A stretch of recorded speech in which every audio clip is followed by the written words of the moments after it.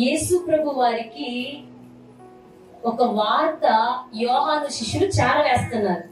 ఏంటి ఆ వార్త అంటే, యోహానును నరికేసిన తర్వాత ఆ యోహాను శిష్యులు వచ్చి శవాన్ని పాతి పెట్టేసి ఆ వార్త యేసయ్య దగ్గరికి వచ్చి చెప్పారు. అప్పుడు యేసయ్య ఆ మాట విని ఇక ఆయన ఏకాంత ప్రదేశాన్ని వెతుకుతున్నాడు. గట్టిగా చప్పట్లు కొట్టి దేవుని మహిమపరచండి. హల్లెలూయా. ఎందుకు ఏకాంతం వెతుకుతున్నాడు? ఆయనకి బాధ,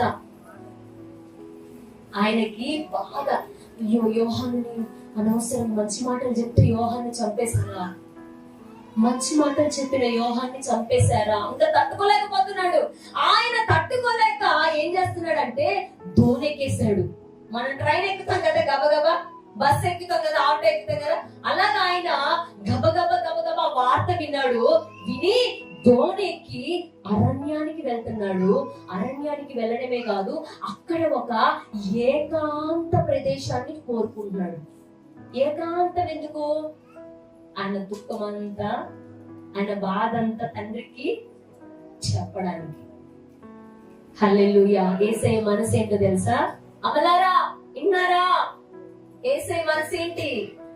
మీరు పనులు చేసుకున్నా నేను ఊరుకోను, మీరు కొంచెం ట్రాక్ తప్పినా ఊరుకోను నేను. హల్లెలూయా, హల్లెలూయా. చూడండి నా ప్రియమైన దేవుని బిడ్డలారా, చావు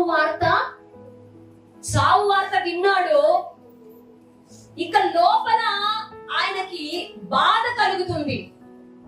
ఆ బాధ అంతా తీర్చుకోవడానికి, ఆ బాధ అంతా తగ్గించుకోవడానికి, ఆ పెయిన్ తగ్గించుకోవడానికి ఆయన ఒంటరితనాన్ని వెతుకుతున్నాడు. ఏకాంత ప్రదేశం కోసం వెతుకుతూ అరణ్యాన్ని వెతికి దోనెక్కి అరణ్యంలోకి వెళ్ళి ఏకాంతంగా గడుపుతున్నాడు. జాగ్రత్తగా వినండి. ఇప్పుడు నేను మిమ్మల్ని అడుగుతున్నా, మీకు బాధ కలిగితే నువ్వు ఎవరింటికి వెళ్తున్నావు? ఎవరి దగ్గరికి వెళ్తున్నావు? ఎవరికి ఫోన్ చేస్తున్నావు? స్త్రీలారా, అన్నలారా, మీకు బాధ కలిగితే ఓకే, ఆత్మీయులతో పంచుకుంటే ఓకే. ఒకవేళ నువ్వు ఆత్మీయులతో ఆ విషయాలు, నీ బాధ గాని, నీ కష్టం గాని, నీ దుఃఖం గాని మనసున్న మంచి వాళ్ళతో పంచుకుంటే ఓకే, గాని మనసున్న మంచి వాళ్ళతో పంచుకోలేదనుకో నీ చరిత్ర ఇక రోడ్డే. నీ చరిత్ర రోడ్డు పాలే. ఇక వాళ్ళు అంతే. ఏంటి అంటే ఇంకా రోడ్డెక్కి అట్ట అక్క చరిత్ర ఇట్టంట, ఈ అన్న చరిత్ర ఇట్టంట అని. అందుకనే నేను మీకు చెప్తున్నాను, యేసయ్య మనసు ఏంటో చెప్పనా? ఆయనకు బాధ కలిగినప్పుడు ఆయన వాళ్ళకి వీళ్ళకి, ఇంటి పక్కన వాళ్ళకి వీళ్ళకి షేర్ చేసుకోలేదు, కానీ గబగబా దోనెక్కాడు, ఏకాంత ప్రదేశానికి వెళ్ళాడు, తండ్రితో మాట్లాడడానికి వెళ్ళాడు.